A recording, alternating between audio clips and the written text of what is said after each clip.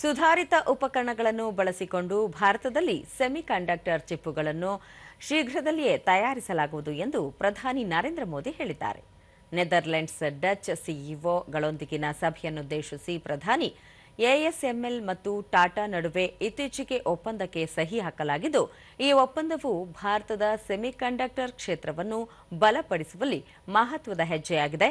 ಇದು ಭಾರತದ ದಕ್ಷತೆ, ಸಾಮರ್ಥ್ಯಗಳಲ್ಲಿ ಜಾಗತಿಕವಾಗಿ ಹೆಚ್ಚುತ್ತಿರುವ ನಂಬಿಕೆಯನ್ನು ಪ್ರತಿಬಿಂಬಿಸುತ್ತದೆ ಎಂದರು.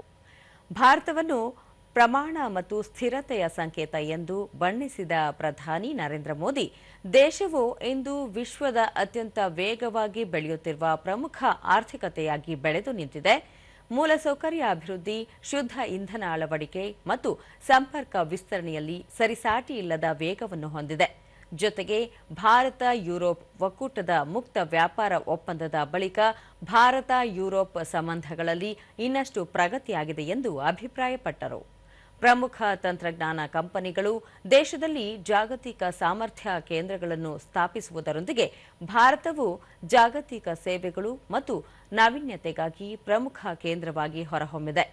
ಭಾರತದಲ್ಲಿ ತಮ್ಮ ಹೂಡಿಕೆಗಳು ಮತ್ತು ಮಹತ್ವಾಕಾಂಕ್ಷೆಗಳನ್ನು ಹೆಚ್ಚಿಸಿಕೊಳ್ಳುವಂತೆ ಉದ್ಯಮ ನಾಯಕರಿಗೆ ಪ್ರಧಾನಿ ನರೇಂದ್ರ ಮೋದಿ ಕರೆ ನೀಡಿದರು.